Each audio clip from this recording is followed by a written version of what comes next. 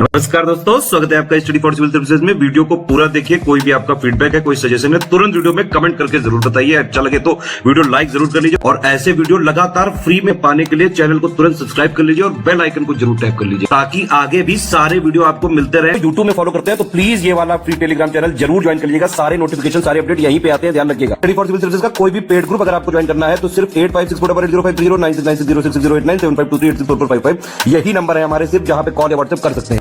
Instagram पे हमारा page जरूर फॉलो कर लीजिएगा, studyforcivil.services है। ट्विटर पे हमको जरूर फॉलो कर लीजिएगा, @studyforcivils है। सारे क्वेश्चन अटेम्प्ट करिए और स्कोर अपना तुरंत कमेंट करके बताइए। दोस्तों नमस्कार, स्टडी फॉर सिविल सर्विसेज में आप सभी का स्वागत है। यहाँ पे यूपीपीएससी प्रीलिम्स एग्जामिनेशन की जो हम पेड क्विज देख रहे हैं कंटिन्यू करेंगे और पिछले जितने वीडियोस हो चुके हैं कोशिश कीजिएगा, अगर आपने नहीं देखा है तो प्लीज़ उसको फॉलो करें। और अभी लेटेस्ट में हमारा यूपीपीएससी के लिए जो है ग्रुप स्टार्ट हुआ है, पेड ग्रुप। आप अपनी पूरी तैयारी के लिए हमारे साथ जुड़ सकते हैं। सारा का सारा जो भी ज़रूरी इंपॉर्टेंट कह लीजिए स्टडी मटेरियल है वो हम आपको एकदम लो कॉस्ट में प्रोवाइड कर रहे हैं यहाँ पे, ठीक है।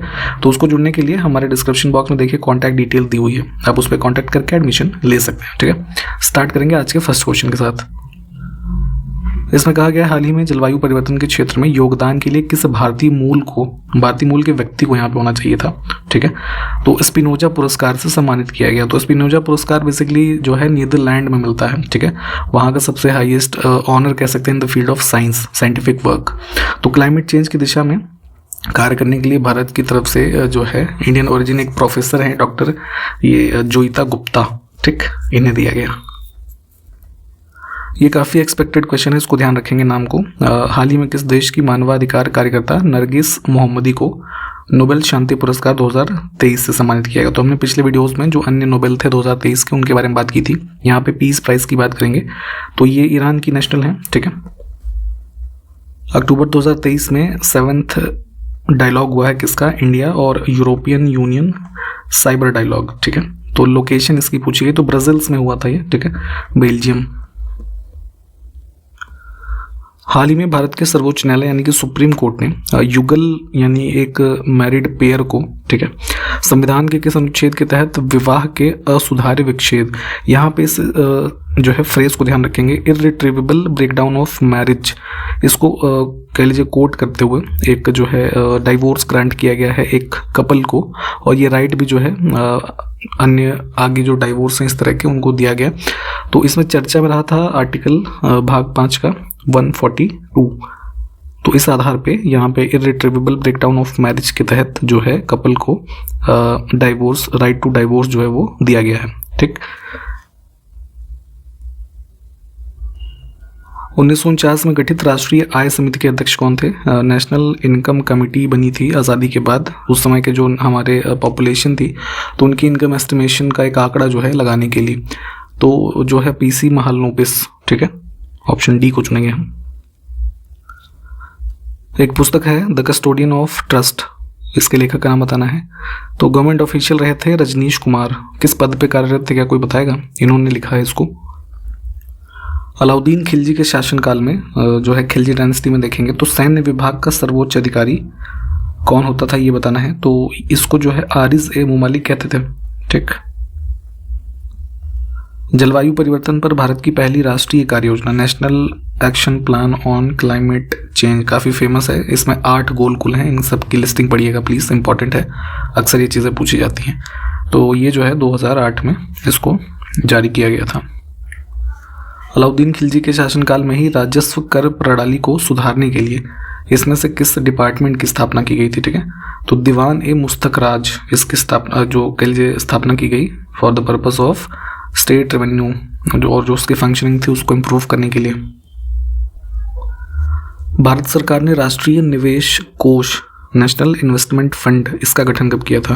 तो ये जो है बेसिकली एग्जैक्ट डेट थी 3 नवंबर 2005। इसको इसलिए फॉर्म किया गया था कि जितनी भी सेंट्रल पब्लिक सेक्टर की एंटरप्राइजेज है कह लीजिए उसका जो डिसइन्वेस्टमेंट करती है सरकार, तो उससे जो भी हमारा रेवेन्यू जनरेट होगा उसको चैनलाइज किया जाएगा इस फंड में और उसको फर्दर यूसेज में जो है ले सकते हैं, ठीक। तो वर्ष ध्यान रखेंगे 2005।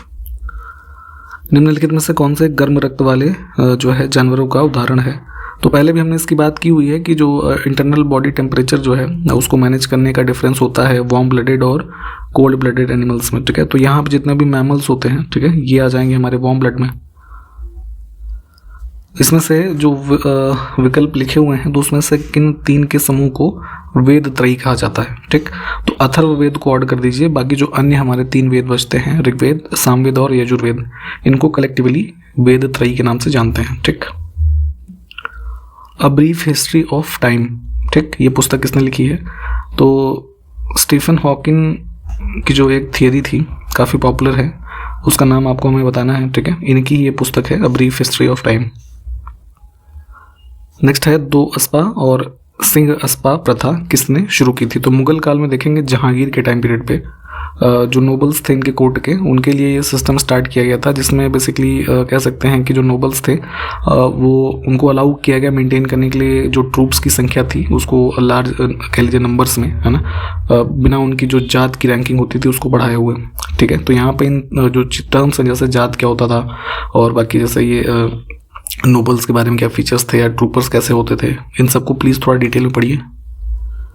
नेक्स्ट है ICAR ने भारतीय मृदा को कितने श्रेणियों में वर्गीकृत किया हुआ है? Indian council of agricultural research. तो देखिए 1953 में एक ऑल इंडिया सॉइल सर्वे कमेटी बनी थी, तो उसके माध्यम से भारत में जो टोटल हमारा कह लीजिए जो एरिया है, जोग्राफिकल एरिया, उसमें जितने भी प्रकार की मृदा हैं उसको 8 मेजर ग्रुप में बांटा गया। ठीक, वही यहाँ पे बताया गया है, जैसे जिसमें alluvial soil, black cotton soil, red laterite, mountainous, arid, saline, है ना, और जैसे ये मार्शी सॉइल्स। तो ये सारे जो है मुख्य 8 हमारे ग्रुप्स हैं।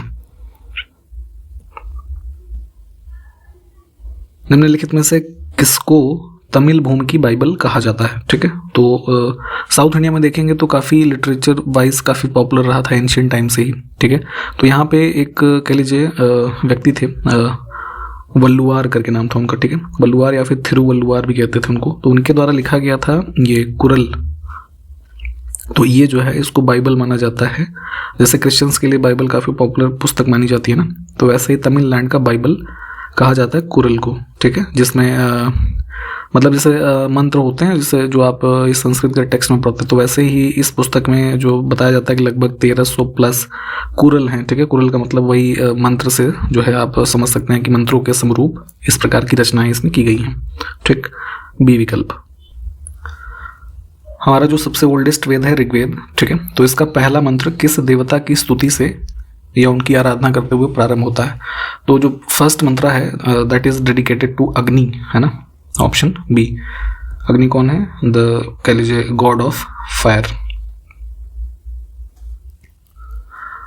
निम्नलिखित में से किस वेद को ब्रह्मवेद के नाम से भी जाना जाता है? ठीक, तो जो है अथर्ववेद को यहाँ पे हम चुनेंगे। और देखिए अथर्ववेद को ब्रह्मवेद कहने के पीछे एक रीज़न ये है कि ऐसा माना जाता है कि जिन पुरोहितों ने इसकी रचना की, है ना, या इसका कह लीजिए उच्चारण करते थे या इसको परफॉर्म करते थे, तो उनको ब्रह्म, है ना, पुरोहित कहा जाता था। तो कुछ उसी लॉजिक से ब्रह्मवेद इसका नाम पड़ा है।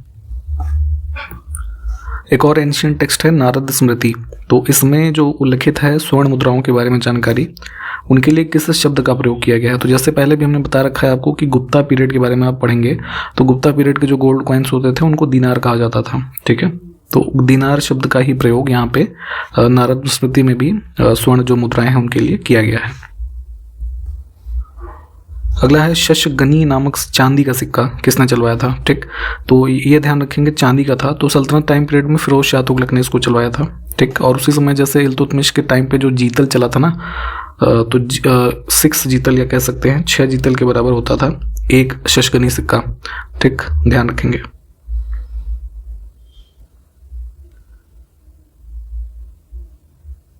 असंगठित श्रमिक सामाजिक सुधार अधिनियम, the unorganised workers social security act बना था संसद के द्वारा। तो अधिनियम पारित हुआ था 2008 में और लागू है 2009 से। ठीक,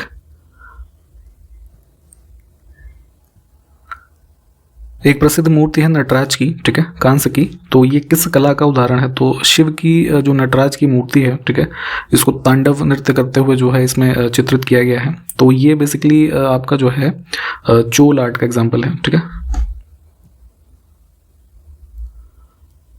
गोविंद चंद्र गढ़वाल की एक रानी कुमार देवी ने एक विहार बनवाया था, धर्मचक्र जिन विहार। तो ये लोकेशन कहाँ पे है? तो देखिए उत्तराखंड रीजन में जो गढ़वाल का रीजन है, तो यहाँ पे एक कह लीजिए बहुत ही पावरफुल रूलर थे गोविंद चंद्र, ठीक। तो गढ़वाल डायनेस्टी से संबंधित, तो इनकी ही पत्नी थी और इनका एरिया देखेंगे तो उस समय माना जाता था कि जो वर्तमान पटना और मुंगेर तक का एरिया है वहाँ तक एक्सपेंडेड था, ठीक। तो उसी क्रम में यहाँ पे जो बुद्धिस्ट मॉन्क्स होते थे उनके कह लीजिए रुकने के लिए जो विहार बनाते थे ना, जैसे दो चीज़ हमने पहले बता रखी हैं, चैत्य और विहार। तो उसी क्रम में यहाँ पे जो धर्मचक्र विहार बनवाया इन्होंने, तो इसकी लोकेशन थी यहाँ जो है ऑप्शन डी सारनाथ में, ठीक है। तो ध्यान रखेंगे इसे। रिसेंटली आरबीआई में एक अपॉइंटमेंट हुई है एग्जीक्यूटिव डायरेक्टर के पोस्ट पर, ठीक है। तो वही पूछा गया है कि अक्टूबर 2023 में किसको कार्यकारी निदेशक नियुक्त किया गया है रिजर्व बैंक ऑफ इंडिया में। तो इनका नाम है मुनीश कपूर, है ना, कुछ ऐसा प्रोनाउंसिएशन है, तो ध्यान रखेंगे। नेक्स्ट है 12 से 14 अक्टूबर 2023 तक 50वां भारत अंतर्राष्ट्रीय नेट मेला। नेट क्या होता है? जैसे बुनाई होता है ना, तो हम उसको इंग्लिश में यहाँ पे लिखते हैं ना नेट, तो वही एक फेयर ऑर्गेनाइज होता है ये। तो इस बार जो 50th एडिशन है इंडियन इंटरनेशनल नेट फेयर, ये होगा तमिलनाडु में।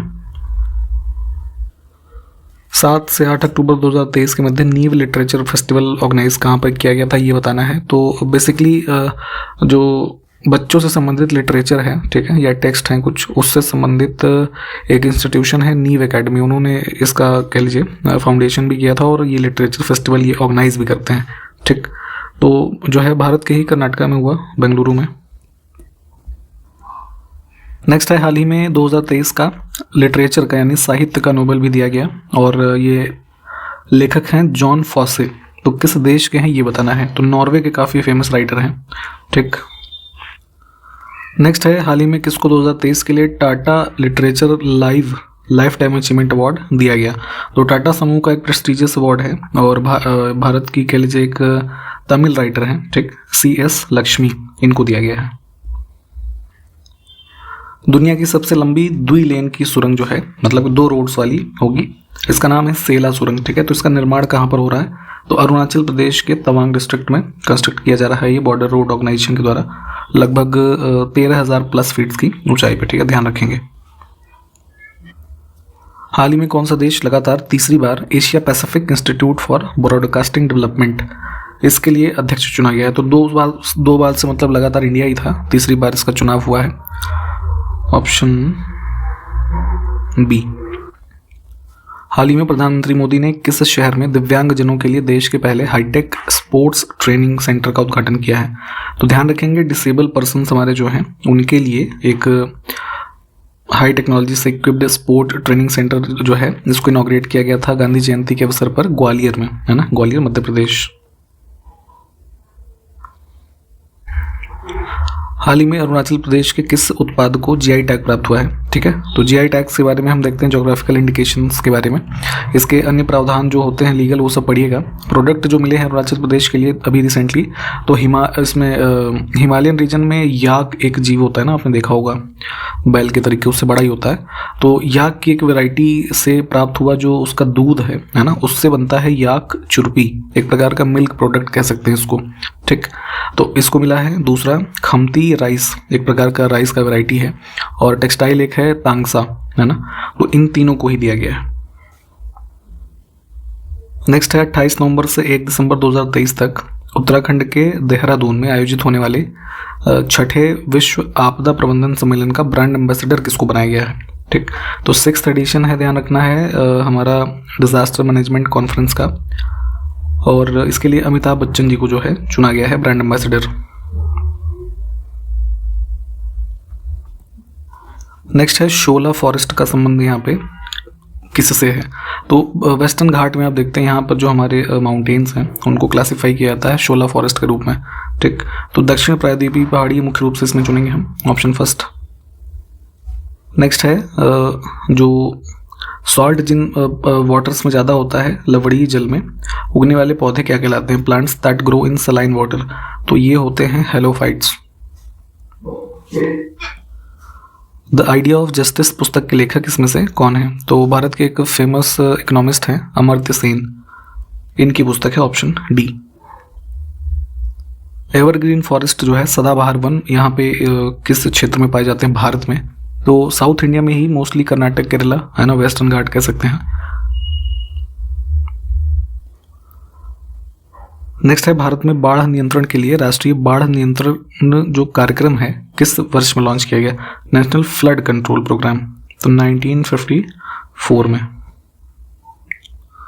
अगला है कालपोंग जल विद्युत परियोजना, इसमें से कहाँ पर स्थित है? तो अंडमान निकोबार का जो है सबसे बड़ा कह लीजिए डैम प्रोजेक्ट है और कालपोंग रिवर से ही संबंधित है ये, ठीक। नेक्स्ट है फलों के रस को सुरक्षित रखने के लिए निम्नलिखित में से किसका उपयोग किया जाता है? तो जो है इसका बेंजोइक एसिड का एक सॉल्ट होता है, सोडियम बेंजोएट कह सकते हैं हम, ठीक है। इसको यूज़ करते हैं, जैसे ये फ्रूट जूस वगैरह नहीं आते हैं टेट्रा पैक वगैरह में, तो उसमें जो है इसको एक तरीके से यूज़ करते हैं एज प्रिजर्वेटिव, जो कि बैक्टीरिया और फंगाई वगैरह की ग्रोथ को रोकता है, ठीक। गीत गोविंद एक प्रमुख पुस्तक है, उसके जो है गीतकार कौन है, लेखक कौन है? जयदेव। तो किसकी सभा को अलंकृत करते थे ये? तो बेसिकली जो है ये एसोसिएटेड थे लक्ष्मण सेन के जो है दरबार से। महान जैन विद्वान हेमचंद्र किसकी सभा को अलंकृत करते थे यहाँ पर? अब ये बताना है, ठीक। तो ये भी एक पॉपुलर थे और इसमें देखेंगे तो उसमें कुमारपाल से संबंधित थे। औद्योगिक मलबे से सर्वाधिक रासायनिक प्रदूषण होता है, ठीक। तो इसमें से किस जो इंडस्ट्री है उससे जो मलबा उत्पन्न होता है कह लीजिए, उससे मैक्सिमम केमिकल पोल्यूशन होता है? तो ये लेदर इंडस्ट्री, ठीक है। गुर्जर प्रतिहार शासकों में से किसकी उपाधि आदि वाराह थी? टाइटल्स अक्सर पूछ लिए जाते हैं, किस शासक से संबंधित कौन सी टाइटल थी? तो मिहिर भोज जो है इनकी टाइटल थी आदि वाराह। और किस डायनेस्टी से संबंधित शासक हैं ये? गुर्जर प्रतिहार। अगला है नरम दल और गरम दल के रूप में राष्ट्रीय कांग्रेस जो थी उसका विभाजन किस अधिवेशन में हुआ था? तो एक्सट्रीमिस्ट और मॉडरेट है ना, दो वर्ग बन गए थे 1907 में। और ये सेशन कहाँ पे हुआ था? सूरत। भारतीय विश्व विज्ञान अनुसंधान संस्थान कहाँ पर स्थित है? Indian institute of toxicology. तो ये उत्तर प्रदेश में ही है, लखनऊ में। अगला है टोटो जनजाति का जो संबंध है किस राज्य से है? तो जो है इसमें जलपाईगुड़ी रीजन में देखेंगे, वेस्ट बंगाल में, ठीक है। यहाँ पे इनका मुख्य रूप से निवास स्थान है। देखिए 19th एशियन गेम्स जो होंगजाओ चाइना में कंक्लूड हुए, तो उसमें भारतीय पुरुष क्रिकेट टीम ने भी जो है पार्टिसिपेट किया था और यहाँ पर जो है इसमें मेडल इन्होंने जीता था, गोल्ड मेडल, ठीक। हाल ही में राजस्थान के मुख्यमंत्री अशोक गहलोत ने 3 और नए जिले बनाने की घोषणा की है, यानी कि राजस्थान राज्य में 3 और नए जिले बनाएंगे जो एग्जिस्टिंग जिले हैं उनकी बाउंड्रीज को है ना सेपरेट करते हुए, ठीक। तो अब इसके साथ जो है वहाँ पर जिलों की कुल संख्या कितनी हो जाएगी ये बताना है, ठीक। इस क्वेश्चन का आंसर आप लोग हमें कमेंट करके बताएंगे, ठीक है, इसमें कौन सा आंसर सही है, ठीक है। तो आपके उत्तर का इंतजार रहेगा और इसी के साथ यहाँ पे इस वीडियो को हम समाप्त करेंगे। इसके आगे से नेक्स्ट वीडियो में स्टार्ट करेंगे, ठीक है। तो मिलते हैं अगले वीडियो में, तब तक के लिए नमस्कार, जय हिंद।